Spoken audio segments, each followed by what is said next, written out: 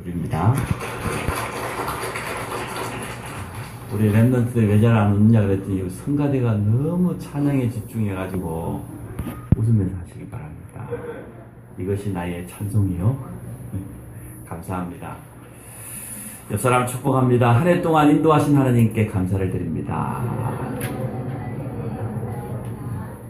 인도를 잘 받으셨습니까?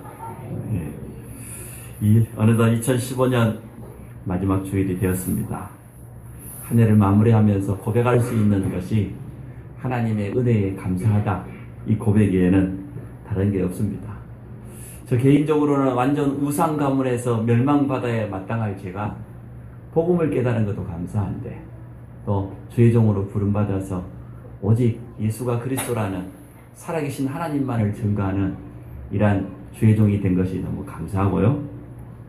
또 우리 교회가 한 해 동안 우리 교회의 주인 되셔서 인도하신 하나님의 축복 속에서 각 기관들이 힘을 얻고 또 현장을 회복하는 이러한 응답 주신 것 감사합니다. 또 여러 가지 각 기관에서 직분을 가지고 한 해 동안 헌신해 주신 모든 분들에게 깊은 감사를 드립니다. 우리 어찌하든지 우리 후대들에게 이 복음을, 이 믿음을 전달하기를 원합니다. 한국 교회가 점점 후대들이 사라져가고 있는 이때에 우리가 올바로 참 믿음을 전달하지 않으면, 하나님의 말씀을 전달하지 않으면 소망이 없습니다. 미래가 없습니다. 그래서 우리 교회의 가장 주 사역을 후대에다가 방향을 맞추고 인도받는 그런 축복 누리기 원합니다. 오늘 본문은 바울의 고백입니다. 여러분 바울 잘 아시죠? 빌립보 3장에 보면 바울은 세상적인 배경이 대단했습니다. 가문이 대단했어요. 어떤 가문입니까? 이스라엘의 초대왕 사울왕 베냐민 지파 족속이에요. 내가 이래봐도 자랑할 거 있다 바울은 그랬잖아요.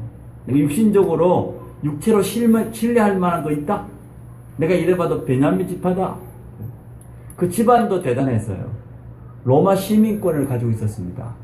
로마가 전 세계를 장악한 그러한 시대였기 때문에 경제적인 능력도 대단했겠죠. 거기에다가 학문적인 배경도 좋았습니다. 최고 엘리트 코스를 밟았어요. 지금 말하면 외고 나와가지고 서울대나 아마 하버드대 정도. 그 정도로 학문적인 배경이 좋았어요. 길리기아 다소라고 하는 학문의 도시에서 태어나서 저 예루살렘으로 유학까지 왔습니다. 왜? 그의 종교적인 배경이 유대인이었기 때문에.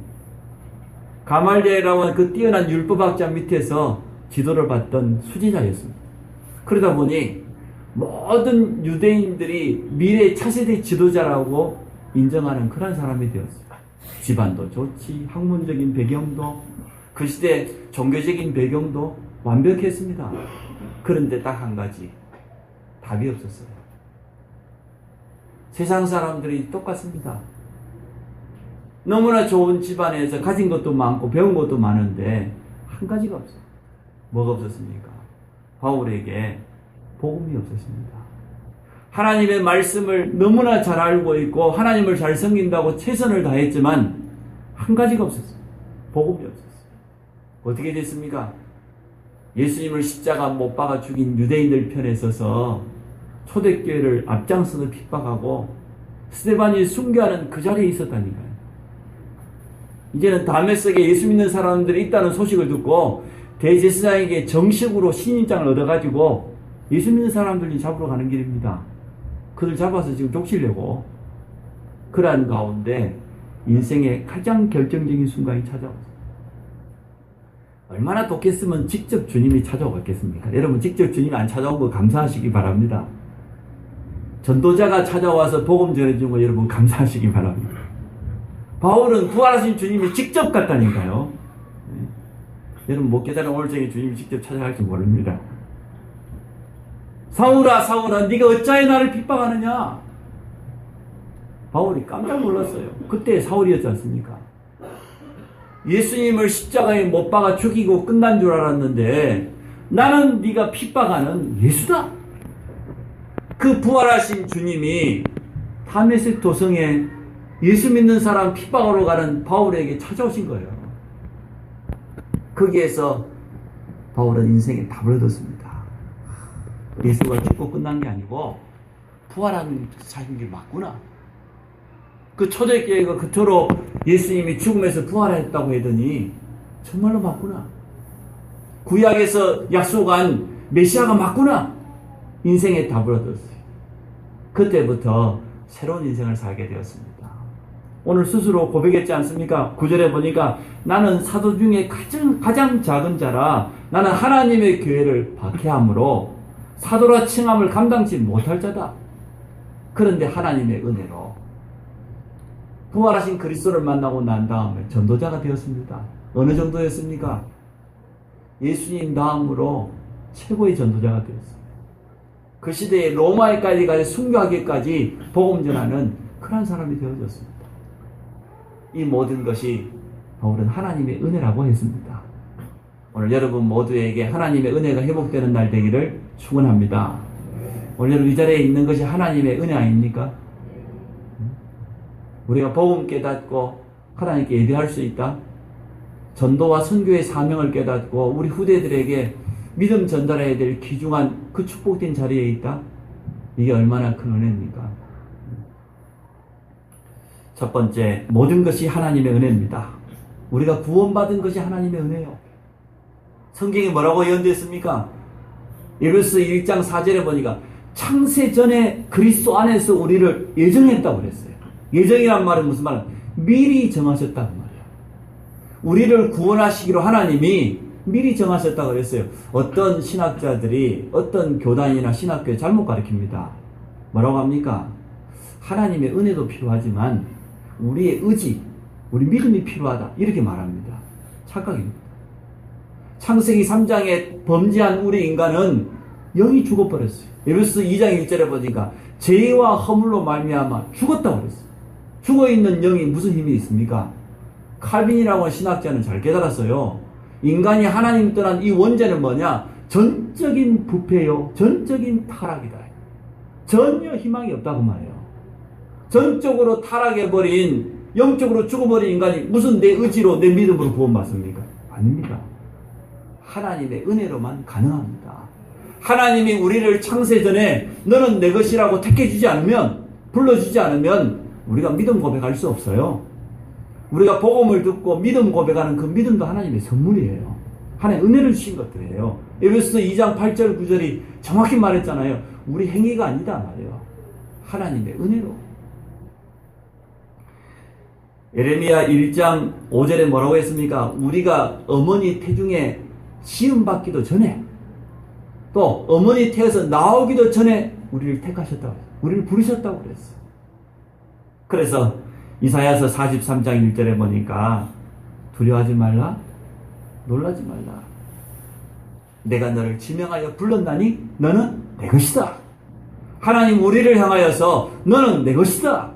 하나님의 자녀로, 하나님의 백성으로 부르셨습니다.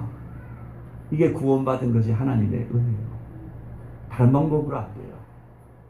오늘 우리가 이 자리에 있는 것이 바로 하나님의 은혜라니까요. 로마서 5장 8절에 우리가 아직 죄인 되었을 때 그리스도께서 우리를 위하여 죽으심으로 하나님이 우리에 대한 자기의 사랑을 확증하셨느니라. 하나님의 사랑이 아니고는, 하나님의 은혜가 아니고는 절대로 구원 얻을 수 없습니다. 여러분 노력으로 구원 얻었습니까? 여러분 행위로 구원 얻었습니까? 조건을 따진다고 하면은 저는 자격이 못 돼요. 내놓을 게 있어야지. 그래서 불가항력적인 말은 막을 수 없다고 말해요. 하나님이 주신 은혜는 막을 수가 없어요. 하나님이 주시는 구원의 은혜는 우리가 거부할 수 없어요. 이게 하나님의 축복입니다. 구원받은 것도 은혜인데 오늘까지 인도받은 것도 하나님의 은혜입니다. 솔직히 말해봅시다. 우리는 구원받은 저 옛날에 불신자 때 가지고 있던 그 체질 가지고 있어요? 안 가지고 있어요? 심심하면 울고 불고 막 제 옛날 상처에 마음속에 뭔가 맺혀가지고 그거 도움 안 됩니다. 여러분끼리 만나가지고 시어머니 욕하고 남편 욕하고 교회 욕하고 누구 그래 속은 시원한 것 같죠? 영적인 문제는 더 많아집니다. 틀림없이 그렇습니다. 우리는 여전히 그러한 체질을 가지고 있어요. 과거의 상처 때문에 지금도 막 아파하고 힘들어합니다. 순간순간 낙심도 합니다. 잘못 뿌리내린 것들이 너무나 많이 남아 있습니다. 그런데도 하나님이 인도하셔요. 그런데도 하나님이 사랑하셔요. 하나님의 은혜 아닙니까? 우리는 좀 그럴 때가 있죠. 하나님 우리 남편 좀 손 좀 봐줬으면 참 좋겠네. 그죠? 응? 그렇게 말씀 전달해도 안 듣고, 응? 그 말 안 듣는 그 소모양, 뿔난 소모양, 곁길로 가는 성도 쳐다보면 하나님 손 좀 봐줬으면, 그런 마음이 생겨요, 안 생겨요? 그게 우리 율법적인 체질이에요. 근데 하나님이 봐줍니다. 왜 그렇습니까? 다 손 봐야 되니까, 그러면. 손 안 볼 사람이 한 사람도 없어요. 여러분은 완전합니까? 저도 참 하나님은 정말 사랑의 하나님이다. 슬기 저놈 손 좀 봐줬으면 좋겠는데, 하나님 그래도 사랑. 랩런트니까. 참 감사하죠. 근데 그것을 당연히 여기면 안 돼요. 괜찮지 이래도. 그건 아니거든요. 그래서 우리가 복음을 사랑하고 인도받는 것과 방종은 다릅니다. 나 중심이 아니에요. 우리는 복음 중심, 하나님이 교회 중심인데 공동체의 축복을 못 누리고 그러면 안 되거든요. 여러분, 오늘 하나님의 은혜를 새롭게 회복하시기를 바랍니다. 내가 구원받은 것이 하나님의 은혜입니다. 오늘까지 인도받은 것이 하나님의 은혜다. 우리를 성전 삼으셨다고 그랬어요.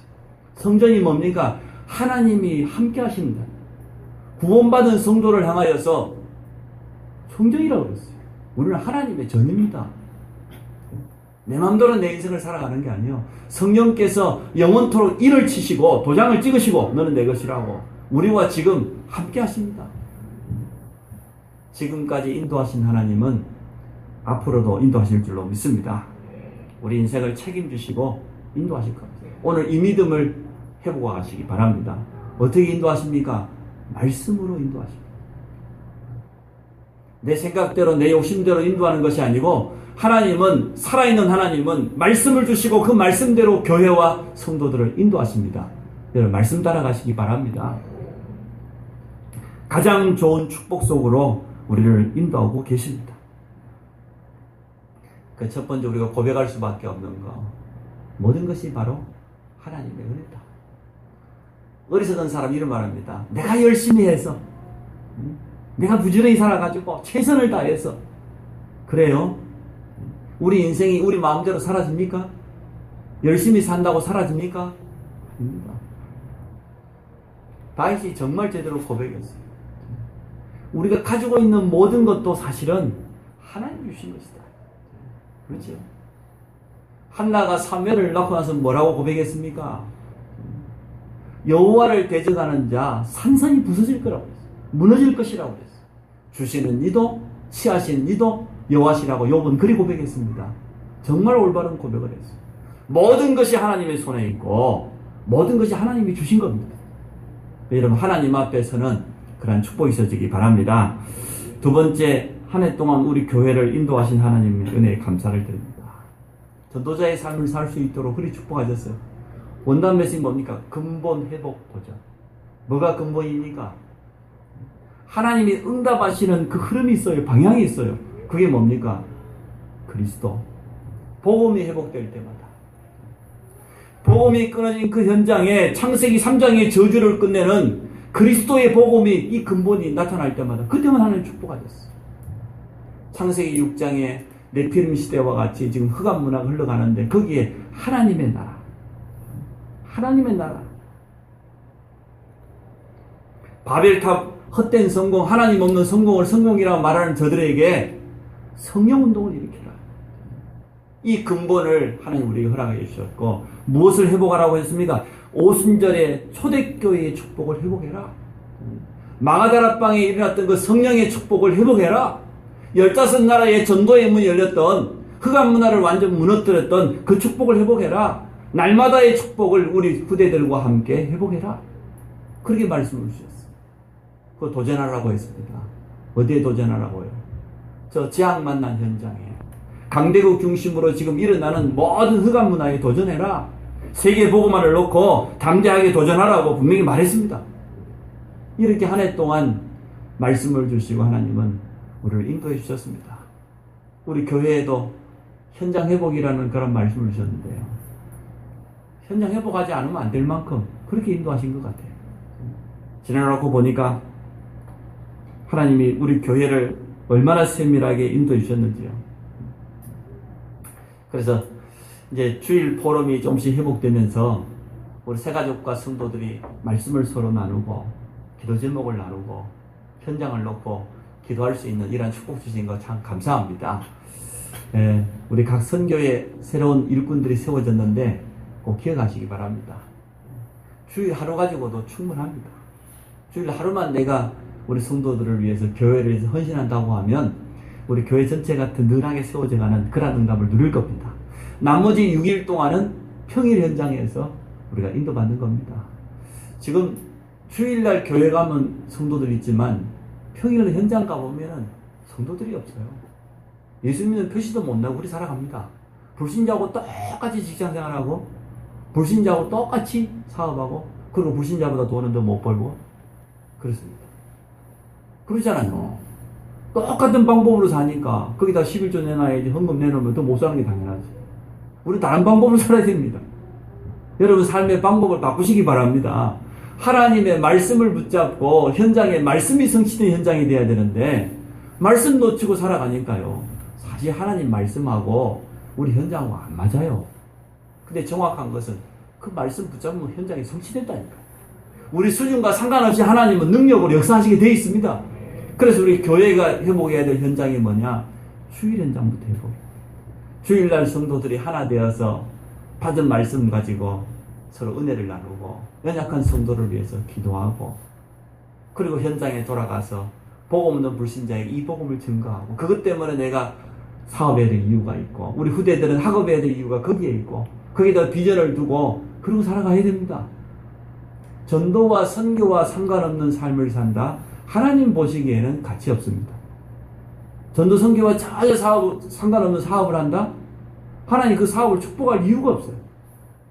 그래서 우리 교회는 이제는 교회 앞만 쳐다볼 것이 아니고 교회 밖의 현장을 놓고 정말 생명운동하는 이러한 축복을 함께 누리기를 원합니다. 하나님 이것 하라고 좋은 응답을 주셨습니다. 그래서 한 해 동안 교회 안에 큰 행사가 있었습니다만은 창의 집회 때 우리 이장희 목사님 모셨잖아요. 가정 안에도 어려움이 있어서 자기 친동생이 군에 가서 교통사고 나가지고 죽었어요.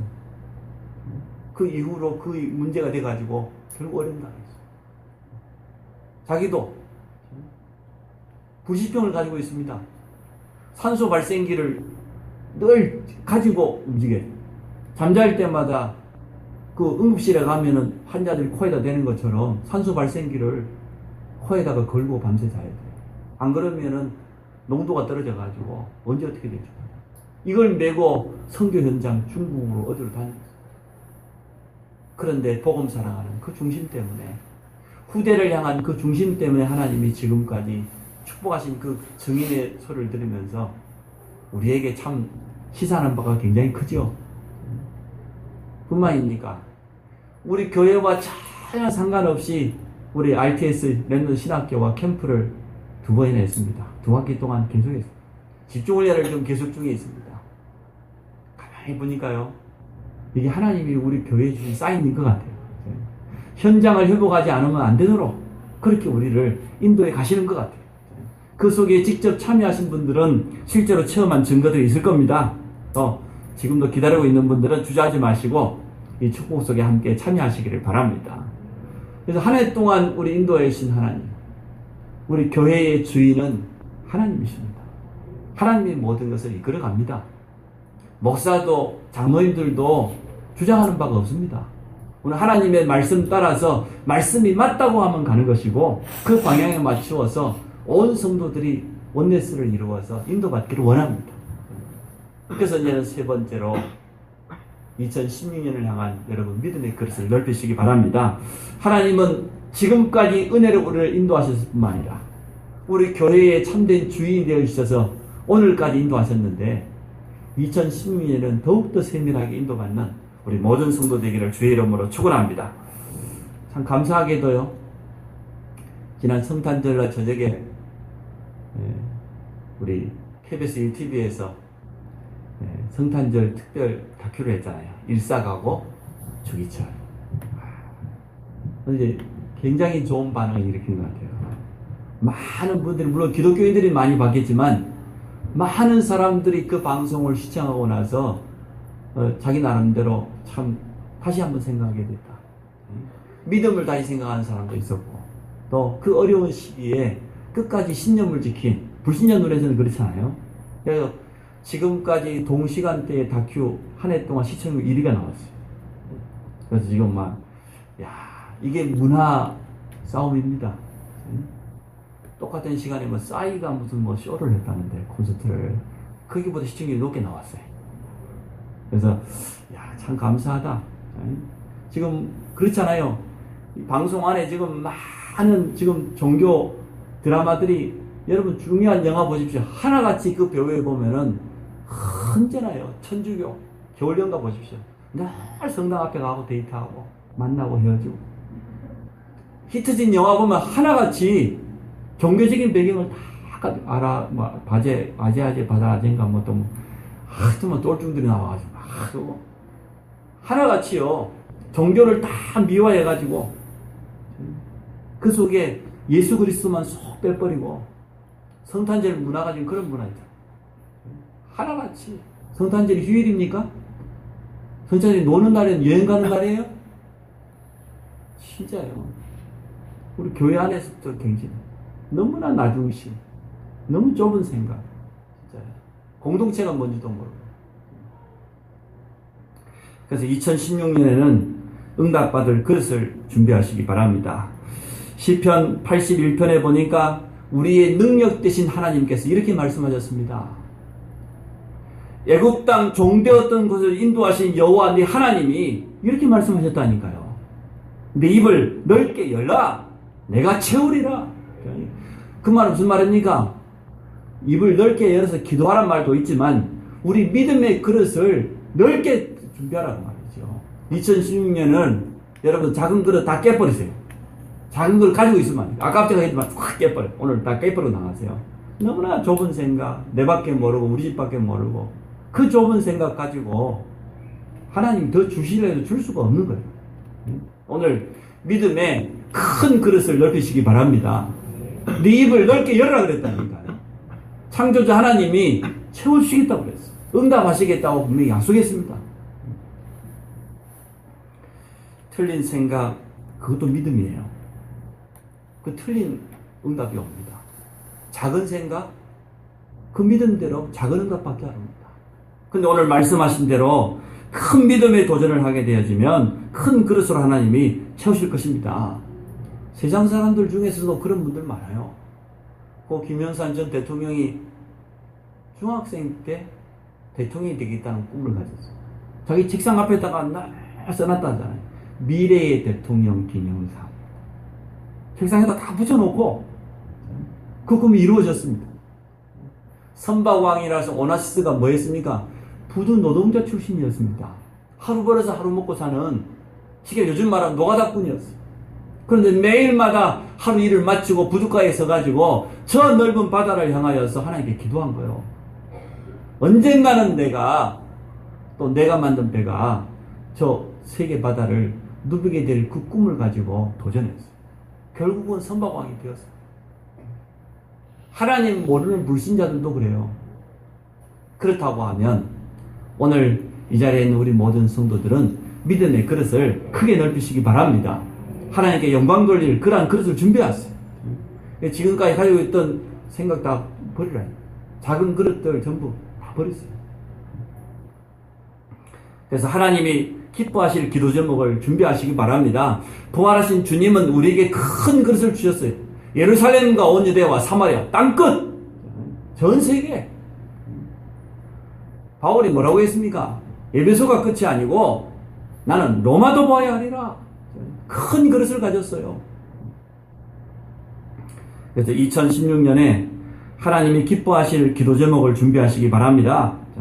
제일 먼저 영적인 부분에 있어서 우리 자신을 향한 기도 제목을 잡았어요. 그 키가 뭐냐? 예배 중심.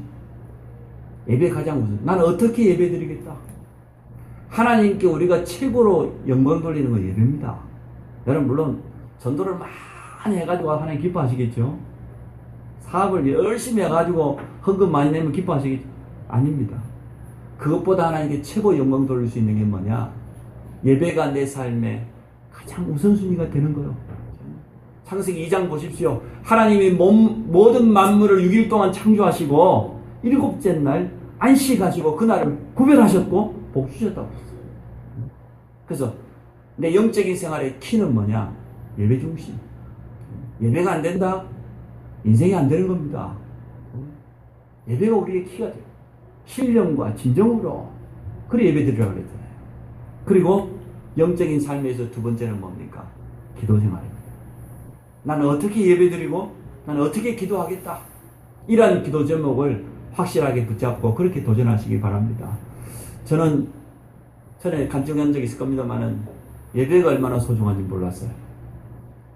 그래서 한참 청년 때 사회 첫 발을 내디딜 때 1년 동안 교회 발을 끊어본 적이 있어요. 교회 안 가고 그때 뭐 믿음도 별로 없는데 억지로 교회 다니다가 서울 가니까 좋더라고요. 물도 좋고 얼마나 좋은지. 그리고 저쪽에 뭐 그 강남 쪽에 제가 살았거든요. 이야 얼마나 희망찬란한지. 주일 되면은 뭐냐면 토요일 밤부터 집 나가가지고 반짝반짝 막 돌아가는데 친구들 만나가지고 하여튼 1년 동안을 교회를 완전 발을 끊었어요. 1년 지나고 나니까 군에 들어가라 그러더라고. 야, 이래가지고 군에를 가야 되는데 그 문화가 그렇습니다. 세상 문화가 확실히 타락 문화예요. 남자도 군에 간다고 하면 친구들이 어떻게 합니까? 그냥 안 보냈죠. 야, 이래가지고 친구들이 부르는데요. 끝도 없이 불러요. 이제는 내일 가야 되는데 얼마 남지 않았어요. 한 3일 후면 이제 군에 가야 돼. 그것도 방해받으러. 저 고향이 섬이거든요. 그래서 방해. 내가 신체건설 현역인데 1급인데 지역 특성상 방해받으러. 친구들이 불러가지고 밤새도록 술 사주고 1년 동안 놀았던 가락이 있으니까 얼마나 잘 먹었겠습니까? 이래가지고 1차, 2차, 3차 가다가 사고 냈어요. 직접 운전하고 가다가 연말 음주운전 특별 단속에 제가 걸려가지고 바로 그때는 구속이었어요.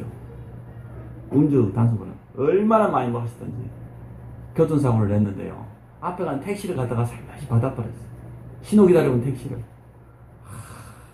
내려보니까 큰일 나고요. 3일 후면은 지금 방위받으러 가야 되는데 바로 이제는 감옥 가게 생겼어요. 이거 보통 일이 아니잖아요.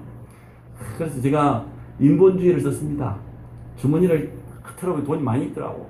택시기사 5만원 딱 주니까요. 이야 그때 5만원 컸거든요. 바로 달려가.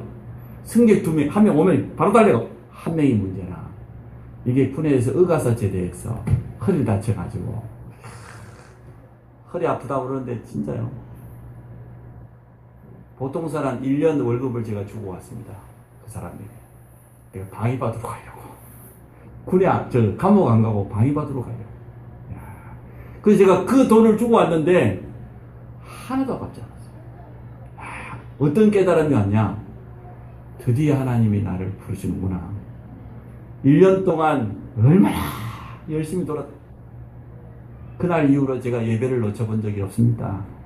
여러분 1년치 사업 내놓고 해결합니까? 그게 해결합니까? 제가 비유가 좀 심했지요? 예배가 여러분 삶의 중심 되시기 바랍니다.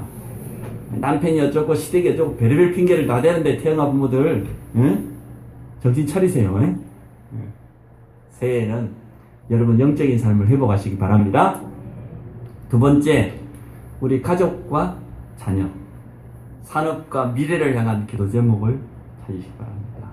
이제 회사도 목표를 정하세요.